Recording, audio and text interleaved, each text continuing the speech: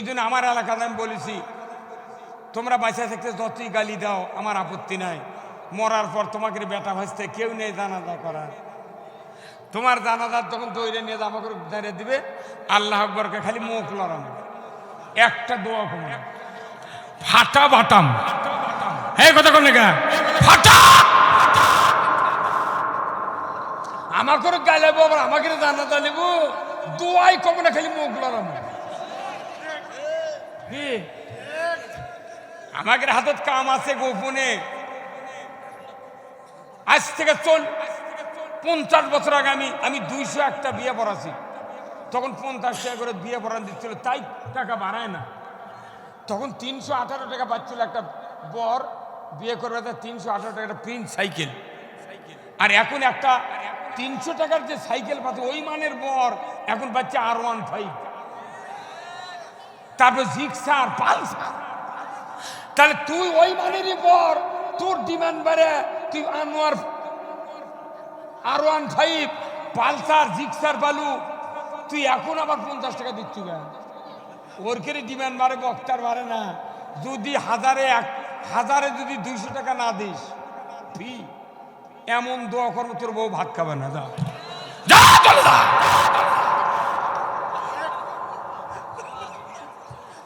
আমরা দোয়া করে দেখি তো তোর বউ ভাত খায়। হ্যাঁ কথা কর। কিন্তু বাংলাদেশে দোয়া দিয়ে ভাত খায় না, R15 দিয়ে ভাত খায়। মুই জানে যদি স্ত্রী তালাক দি তাহলে হুন্ডাও ফেরত দেওয়া লাগবে, অতএব বউ যদি মারেও তাও বাড়ি থাকবো।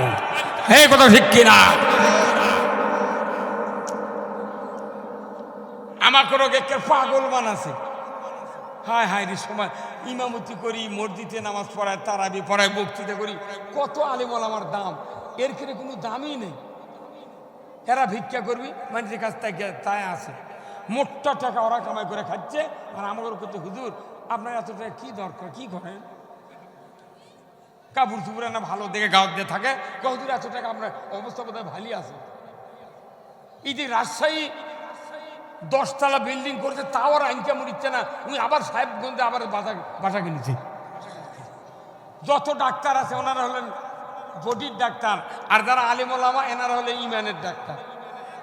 একটা বডির ডাক্তার লক্ষ্মীপুরের ওখানে যা দেখবেন 5 মিনিটে 1200 টাকা ভিজিট দিচ্ছে, 5 মিনিটে।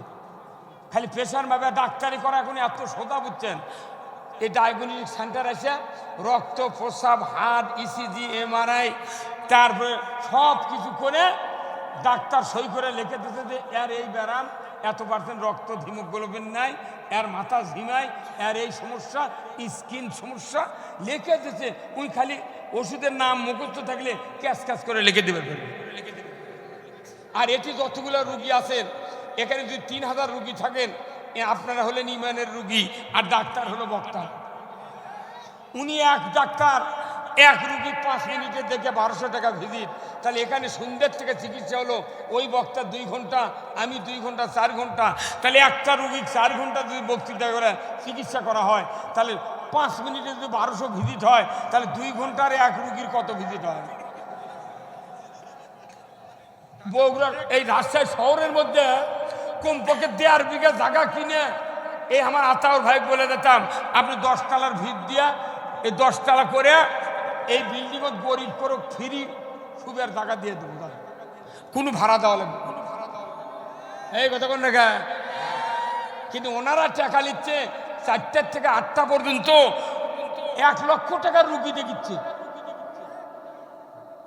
ওরা ভিজিট নিবি আর আমাকে কাছে হুজুর টাকালে বক্তৃতা করা যায়, টাকালে রুগী দেখা যায়।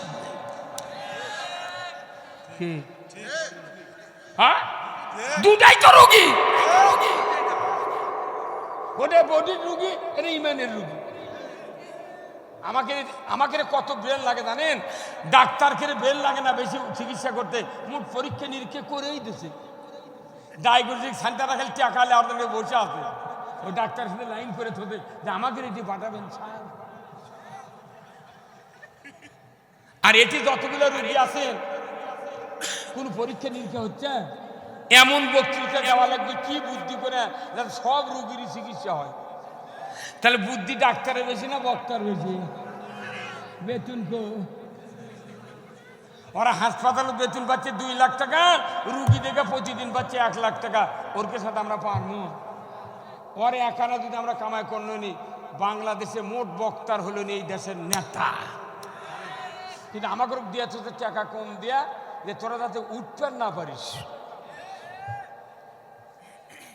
ঠিক মানে বিয়ে পড়ান বন্ধ আজ থেকে, কোনো বিয়ে পড়াবো না। বিয়ে যদি পড়ান লাগে তাহলে আপনি যদি 4 লাখ টাকা দিবেন নেন, তাহলে 1200 টাকা ফি দেওয়া লাগবে আমাকে। যে কয় টাকা নেন আমার আপত্তি নেই। এই হুজুর কথা কন না কেন? ভাইরা আমার, আজ থেকে 1500 বছর আগে আল্লাহর নবীর উপরে পড়ার মতো আয়াত নাজিল করা হলো। পড়তে পড়তে পড়তে পড়তে পড়তে এক পর্যায়ে আল্লাহ তাআলা আয়াত নাজিল করে দিলেন, ওমা খলাকতুল জিন্না ওয়াল ইনসা ইল্লা লিয়াবুদুন। মানুষ আর জিন জাতিকে আমি আল্লাহ আমার ইবাদতের জন্য সৃষ্টি করেছি। আজ পর্যন্ত কতগুলি ইবাদত আল্লাহ করার হুকুম দিয়েছেন আমার জীবদ্দশায়। এখন পর্যন্ত বাংলাদেশের কোনো মসজিদে আমি দেখি নাই যে মসজিদের দরজার সামনে আল্লাহর পক্ষ থেকে কতগুলি ইবাদতের ঘোষণা এসেছে। এই ইবাদতের তালিকা আজ পর্যন্ত কোনো মসজিদের সামনে লটকানো না। আছে খালি হুজুরা বক্তৃতা দেয়, এবাদতের জন্য বানাচ্ছে। কি কি আবাদত? কত সুদ বাদ দাও এবাদত। আমাদের দেশে যতগুলো মসজিদ আছে এতই নামাজ পড়ি আমরা, কিন্তু দেখা যায় এমন কোনো গ্রাম নাই বাংলাদেশে যে সেই গ্রামে 15.5 লোক কিস্তির টাকার সাথে জড়িত নেই। হুজুররা বড় জুব্বা, মাথার টুপি পাগড়ি দিয়া শুক্রবার দিন মনে হচ্ছে নামাজ পড়াচ্ছে, মানে জিবরাইল এসে খাড়া হচ্ছে।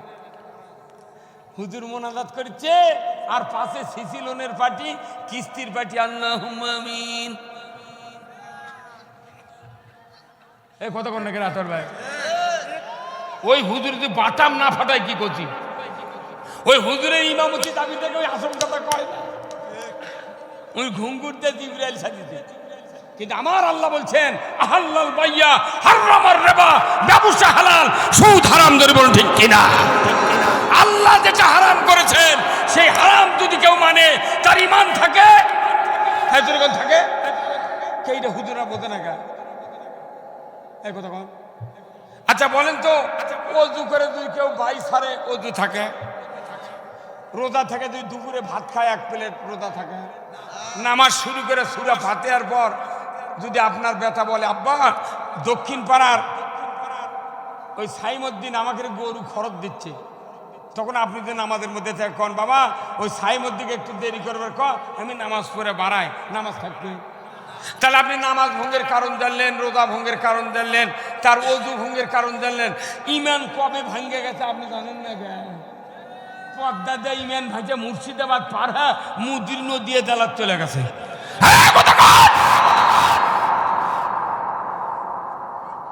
যে দেশে সুদের মতো সবচেয়ে বড় হারাম কাজ চলে, এদেশে নামাজ পড়ে রোজা করে কোনো লাভ নাই। হারাম হারাম, আগে হারাম হালাল, হারামকে উৎখাত করতে হবে। আচ্ছা বলেন তো দাড়ি রাখা কি? হ্যাঁ সবাই বলেন, দাড়ি রাখা সুন্নাত। আর টুপি মাথার দা, পাগড়ি, পাগড়ি দেওয়া কি? কাল কি বার আসছে? কালকে আচ্ছা ওই শুক্রবারে তারা মসজিদে নামাজ পড়ছেন যে ইমামের নেতৃত্বে, ওই ইমাম দাড়ি টুপি পাগড়ি দিয়ে নামাজ পড়ায়নি ভাই। প্রত্যেকটা মসজিদে পড়া যেত, হয়তো পাগড়ি নাই কিন্তু টুপি দাড়ি থাকবেই। আচ্ছা এই দাড়ি আর টুপি আগামীকাল যদি ওই ইমাম সাহেব সকালে দাড়ি কামে আর টুপি বাড়ির থিয়া ওই মেয়েরা দেশে দাঁড়িয়ে সালাম দেওয়া বক্তৃতা করবার লাগে, ওই মসজিদের মধ্যে আওয়ামী লীগ, বিএনপি, জাতীয় পার্টি, জাসর, সুদারু, মদারু, জুয়ারু, তবলিগ, জামাত, যত কেসিমের লোক আছে 1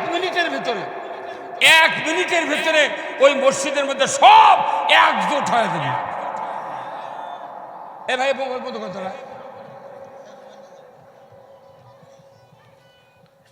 এক সেকেন্ডের মধ্যে পুরা মসজিদের মোট মানুষ এক হয়ে যাবি, তার যে দলেরই হোক সব এক হয়ে দাঁড়িয়ে কবি হুজুর আপনি গত শুক্রবারে দাড়ি টুপি নিয়ে আসছিলেন নামাজ পড়বেন, আজ দাড়ি নাই টুপি নাই, ইরে পাচ্ছেন কি আপনি?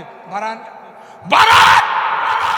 মোতাল্লি যদি আসতে না দেরি হয়, মোতাল্লি এসে দেখে গোলমাল কেবারে কি করছে, ইমাম গত শুক্রবারে দাড়ি টুপি দিয়ে নামাজ পড়তে, আজকে আমার কামে থুয়ে যাচ্ছে, করছে থুচু করে বার করে দে। হে ভাই কথা ঠিক কিনা? বার করে এইদিকে আসেন আপনি, বার করে দে, কত ঠিক কিনা? তাহলে দাঁড়িয়ে রাখা কি টুপি দেওয়া? সুন্নত কাটিছে তাতে মাথা খারাপ, কিন্তু আমার আল্লাহ কোরআন বলছেন সবচেয়ে বড় ফরজ আমরা তরক করতে পারছি না, একটা জিনিস তরক করা ফরজ, সেই ফরজ তরক না করে মাথার মধ্যে, কলজার মধ্যে, পকেটের মধ্যে, রাজনীতির মধ্যে, অর্থনীতির মধ্যে নিয়ে আমি উমরা করেছি, হজ করেছি, 4 বার করে চুমা দিচ্ছি পাথরত, আর এসে বলেছি যে আমি পাথরত চুমা দিচ্ছি 4 বার। আল্লাহ তখন ফেরেশতা জিবরাইল কয়, এ জিবরাইল আর মাথা ঠিক নাই, ই গাঁজা খাতে, তুই পাথরত চুমা দিয়ে কি করবো? তুই যে কামটা বাদ দেওয়ার কথা ছিল তুই বাদ দিসনি, তোর পাথর চুমা খায় গে, গিলা খেলেও কোনো লাভ হবে না। আল্লাহ কোরআনে বলছেন রাজশাহীর শিক্ষিত লোক আলিম ওলামা, ডাইনে বামে শিক্ষিত লোক বসে আছেন, মঞ্চে যারা আলিম ওলামা বসে আছেন, হৃদয়ের কথা হৃদয়ের কান্দে শুনবেন, যদি ভুল হয় আমাকে লোকমা দেবেন। আমার আল্লাহ কোরআনুল কারীম নাজিল করেছেন পৃথিবীকে শান্তিতে ভরে দেওয়ার জন্য। আমার আল্লাহ বলেছেন ফামাই ইয়াকফুর বিত্তাগুত ওয়া ইউমিন বিল্লাহ, আগে তাগুতকে অস্বীকার করো, তারপরে ঈমান আনো, ধরে কোন আল্লাহু আকবার। আগে তাগুতকে অস্বীকার করতে হবে, তাগুতকে অস্বীকার করা হলো ফরজ, আর দাড়ি রাখা হলো সুন্নাত। দাড়ি কাটিছে মাথা খারাপ, এই কথা কোন না তুলে বুঝতে পারতেন, একদিন বুঝতে পারেননি, বাটাম আপনারই ফাটাবি। আগে তাগুতকে অস্বীকার করা ফরজ কে করেছেন? তাগুত মানে মানুষের আইন প্রত্যাখ্যান করা, পরিত্যাগ করা ফরজ, জোরে কোন আল্লাহু আকবার। তাগুতকে অস্বীকার করা ফরজ, দাড়ি টুপি পাগড়ি দেওয়া সুন্নত, সুন্নত কাটলে সুন্নত খুললে মানুষ মারামারি করে, কিন্তু তাগুতকে মাথায় নিয়ে, রাজনীতি নিয়ে, পকেটে নিয়ে, ইলমের ভেতরে নিয়ে আপনি বড়াই করেন আমি তাগুতি শক্তি দিয়ে দেশ চালাতে চাই। আমার ভাইয়েরা, আজ থেকে 6500 বছর আগে হজরত ইব্রাহিম আলাইহিস সালামের সময় নমরুদ ছিল, ওই নমরুদ তাগুতি শক্তির রাজা ছিল, ফেরাউন ছিল তাগুতি শক্তির রাজা, এরপরে আবু জেহেল ছিল তাগুতি শক্তির রাজা, ব্রিটিশ গভর্নমেন্ট ছিল তাগুতি শক্তির রাজা, তামাম পৃথিবীটা তাগুতি শক্তি দিয়ে চলে। এই তাগুতকে প্রত্যাখ্যান করার জন্য আল্লাহ ফরজ করে দিয়েছেন, ওই ফরজ কাজটা বাদ না দিয়া তাগুত অগ্নি আমরা বাঁচি আর কবরের ভেতর দোয়া পড়ি, বিসমিল্লাহি ওয়া আলা মিল্লাতি রাসূলিল্লাহ। তাগুত পকেটের মধ্যে নিয়ে 16 হাত পাগড়ি 14 হাত রুমাল দিয়া ওই জিবরাইল সাথে কবরত নামে কোথায় দেখো তো লাশটা কেবলার দিকে আসে নাকি? আরে কেবলার দিকে তুই থুয়ে কি করবো? সিমেন্টের ঢালাই দিয়ে যদি কেবলার দিক করে থুর, ঢালাই উল্টা পুক দিব, সারা জীবন মানুষের দল করে আর জুম্মার টাকা লাগার জন্য ইমাম সাহেব কিছু কয় না, মোতাল্লির ভাই ওই মনে মুখ খেরে তোকে লাগান লবণ দিছে, ভাটাম এই ভাই ভাটাম ফাটাবি।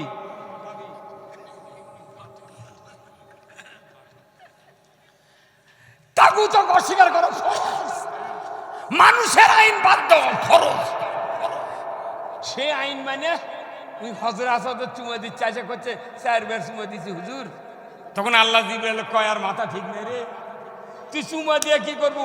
পাথর গিলে খেলেও তোর লাভ হবে না। এগুলা মুসলমানের জন্য জান্নাত লাইকল যা, আগে আল্লাহর আইন কায়েম করতে হবে। এই বাংলাদেশে আল্লাহর আইন কায়েম হোক, কারা কারা চান দুহাত তুলে আল্লাহকে দেখান, লিল্লাহে তাকবীর, নারায়ে তাকবীর। এই সালিয়া ওর বসতে কেটে দেন, পাগল দেশে সাগুল কোন আগে দিন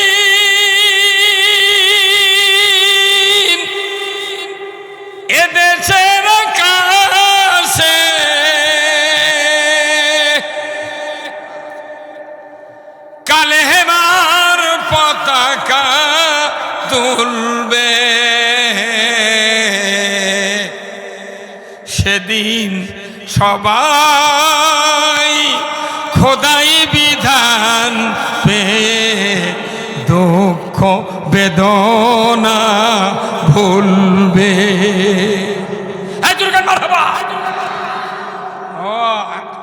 প্রেম নাই, আল্লাহর সাথে প্রেম নাই দেখে বক্তার কওয়া লাগে জোরে কোন থোবা না।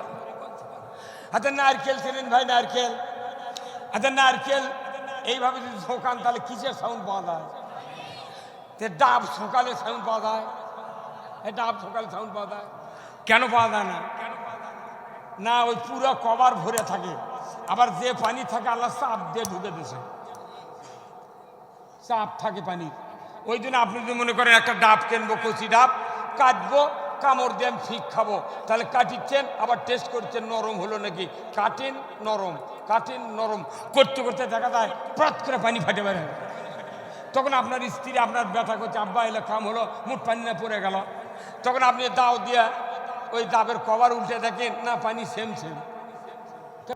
ইডালা উডালা দেখা যায় না, কতখানি তেল ঢুকলো, খালি অল ঢুকে দেয়, সুইচ মারলো, গড় 1050 টাকা দে, টাকা দে, কথা কনে বারে, কথা কনে। ভাইরা আমার, ডাবের পানি চাপ থাকে, এই জন্যই কাটতে কাটতে কাটতে এক পর্যায়ে ফেটে পানি বেরিয়ে যায়। নারকেলের পানি শুকে যায়, চাপ থাকে না বিদায় ঘল ঘল করে নড়ে। বাংলাদেশের ইমানদারের ইমান শুকিয়ে গেছে, সেই জন্য বক্তাকে বলা লাগে জোরে কোন সুবহানাল্লাহ। চাপ নাই তো, কথা ঠিক কিনা? কি ভাই কি করছেন? চাপ নাই, চাপ যদি থাকতো 5 বছর পরে এক নির্বাচনে এই দেশে ইসলাম কায়েম হয়ে যাবে। আমরা আল্লাহর আইন চাচ্ছি, আল্লাহ মানুষ বানাচ্ছে, আল্লাহর আইন মানা লিখবি, 5 বছর পর ভোট দিবেন, এই তো ইসলাম কায়েম। এর জন্য এত ধুনান বানান কে? তুই জানাজা করিস কোরআন দিয়া, বিয়ে পড়াচ্ছ কোরআন দিয়া, নামাজ পড়িস কোরআন দিয়া, কুরবানি করিস কোরআন দিয়া, তারপরে রোজা করিস কোরআন দিয়া, তারাবি পরে কোরআন দিয়া, সব কোরআন দিয়া, দেশটা কোরআন দিয়া চাল, তোর ক্ষতি রাখবি। তুই যদি কোরআন দিয়ে দেশ তুই চালাবেন না চাস, তাহলে তুই বিয়ে কবরদার কোরআন দিয়ে পড়াবো না, তুই কোরআন দিয়ে খাতনা করবি না। কতক্ষণ দেখা কতক্ষণ তোর কোরআন দিয়ে যদি ভাল না লাগে তুই মুঠ বাদ দে, তুই মুঠি কোরআন দিয়ে করবি, দেশটার কথা বলি তোর রাজনীতি রে।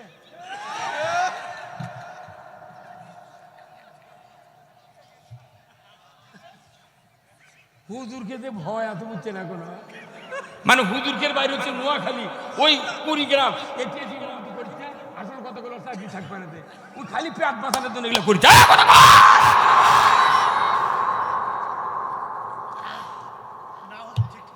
হুজুররা এদেশের সরকার হবে ইনশাআল্লাহ। আগামীতে পঞ্চগড়, পাথুরিয়া, সুন্দরবন থেকে পুরা দেশে 8টা ইসলামী দল এক হয়ে গেছে। আগামী দিনে আলিম ওলামা, চরমনাই, হেফাজত, মামুনুল হক, যত ইসলামী দল আছে একবারে বাংলাদেশের মুসলমান আর তাকিয়ে আছে কখন এরা ডাক দিবে। যদি ডাক দেয় আগামীর পার্লামেন্ট হবে কোরআনের পার্লামেন্ট, আগামীর বাংলাদেশ কোরআনের বাংলাদেশ, আগামীর বাংলাদেশ আলিম ওলামার বাংলাদেশ। আমরা আর ভিক্ষা করতে পারবো না।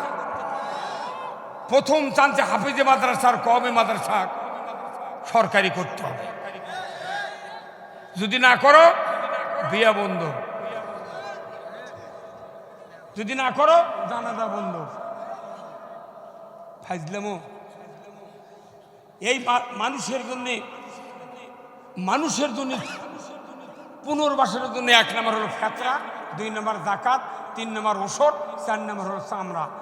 আজকে বাংলাদেশের কি দুর্দিন, 4 মণ 5 মণ গরুর একটা কুরবানি দিলে চামড়ার দাম হলো 300 টাকা,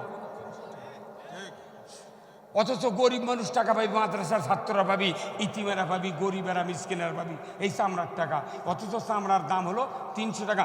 আমার এই জীবনে 3.5 মণ গরুর গোস্ত হচ্ছে যে গাভীর, সেই গাভীর চামড়া বেচেছি আমি 3900 টাকাতে চামড়া বেচেছি এই দেবনি।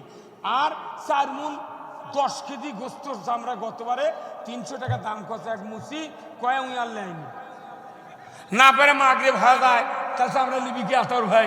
তখন আমার বিয়ে বললাম, বিয়ে এই চামড়া লেদার তো ওই মাদ্রাসার দেন ওই হুজুরা আছে ওরা 20 টাকা নেবে। তো ওই হুজুর লিয়াদা দিচ্ছে আমার বিয়ায় 300 টাকা দিয়ে চামড়ার দাম করছে। এই চামড়ার দাম বেশিছে হলো 700 টাকা দিয়ে করির হাটে নিয়ে যায়। করির হাটে তাই কিনে নিয়েছে ই বগুড়ে লেদা কালীতলা দত্তবাড়ি বেচিছে 1200 টাকা দেয়া, 1200 টাকা দিয়ে যাই নিয়েছে উই আবার বেচিছে 2200 টাকা দেয়া। ওই বেচারা তখন ঢাকাত কিনেছে, ঢাকার থেকে তখন ভারত গেছে। বাংলাদেশে এত কোটি টাকা আছে অথচ দুর্নীতি করে ধরা পড়ে, কিন্তু একটা চামড়া পাকা করার মেশিন নাই। ভারতত গেছে ওই চামড়া পাকা করবে, যা ভারতের থেকে এক গরুর চামড়া বিক্রি হচ্ছে 25,000 টাকা দিয়ে। আর ওই এক গরুর চামড়ার কাল্লার চামড়া দিয়ে স্যান্ডেল বিক্রি হচ্ছে 7 জোড়া 6-7টা 4200 টাকা দিয়ে, 6-7টা 4200 টাকা খালি চামড়ার স্যান্ডেল। আর গোটা গরু পরে আছে, একটা করে গরুর গায়ের চামড়া দিয়ে ভালো শু বানালে বাটা কোম্পানির কমপক্ষে 10,000 টাকা লাগে এক জোড়া শু। তাহলে 5 জোড়া শু বানালে 50,000, আর ওই দিক থাকলো 4,000, 54,000। এরপরে আরো চামড়া আছে মেলা বাঁচে যাবি। এগুলো টাকা পাচ্ছে ধনীরা। আর মাদ্রাসা যদি চামড়ার দাম বেড়ে দেয় তাহলে এর ক্ষেত্রে ইনকাম বেশি হবে, সেই জন্য দাম নেয়। কম দামে কিনে ওরা বেশি দামে লাভ করছে। পুরা জাতি আজ কলঙ্কিত হয়ে গেছে। চামড়ার টাকা যদি আল্লাহর এই খাতটা যদি আমরা সুষ্ঠুভাবে ইউটিলাইজ করতে পারতাম, আমার দেশের মাদ্রাসা গরিব এতিমেরা অবশ্যই ভালো টাকা পাতে ধরে বলুন ঠিক কিনা। চামড়ার টাকার দাম বাড়ে না, বিদ্যুতের দাম ঠিকই বাড়ে।